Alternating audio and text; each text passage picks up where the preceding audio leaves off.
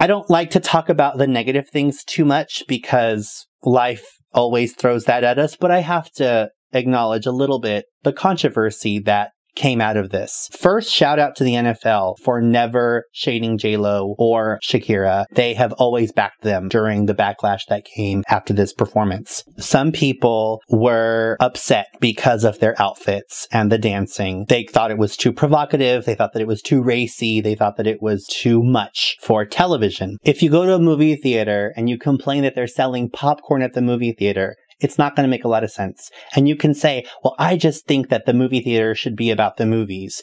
Well, popcorn's part of it. In the same way, if you watch a musical performance and the people are performing in a way that is what you think is too sexual and too provocative, it's kind of like complaining that they're selling popcorn at the movie theater. Some things just go together, like peanut butter and jelly. I may be a little bit older than some of you. I was born in 81. So I was around in the 80s when Cher and Madonna were targeted and critiqued harshly for their style of dress, for the way that they performed. And then in the late 90s and the early millennium in 2000, it was all about Britney Spears being the new target. And she got backlash for everything that she did. She could not do a music video without people making comments about her body and the way that she performed. And I just thought that it was very unfair. Women seem to be targeted more than men when it comes to this issue. And I would say that the biggest complainers are other women. Two things were missing from Britney Spears' performance: live vocals and a pole.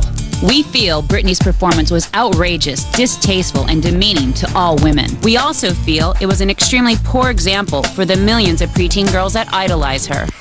And I think that that's really unfair that women seem to be a lot more critical and harsh about one another, given that our society is still trying to kind of define equality for the sexes. I think what people are failing to realize is that the celebration of sensuality is deeply connected to performance, and specifically music. I think music in so many different genres has strong ties to sensuality and to sexuality. If you look at a lot of Latin music and if you look at a lot of jazz, I mean, just like think about the dances like the tango, there's a lot of culture and a lot of art that really plays off of the tension between two people, or even just the celebration of one person's coming into their own, into the energies of their gender. I think we need to remember that not every artist and not every performance is going to be for everybody, and that's okay. But just because something fundamentally is not your flavor or your taste, it doesn't make a lot of sense to criticize it or condemn it. The truth is, with music, especially with pop music, you're always going to have a celebration of sexuality.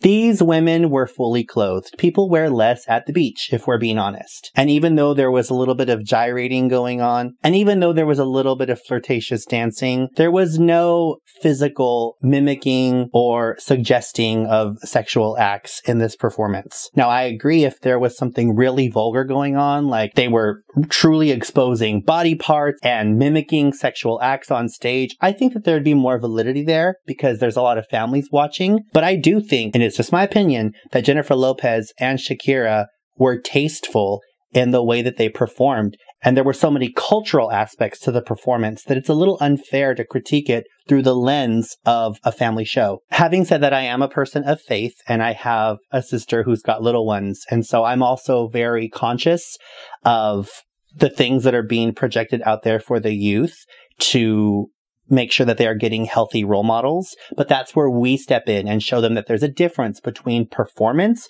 which is fantasy, and then the way that we conduct ourselves in real life. Jennifer Lopez and J-Lo are not going to the grocery stores like that. They're not attending PTA meetings like that. They're not gyrating and dancing when going to church.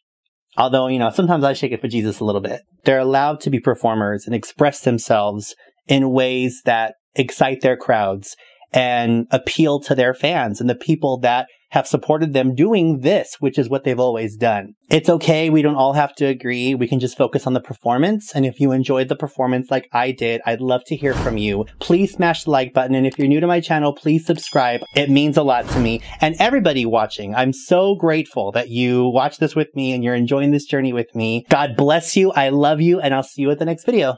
Bye.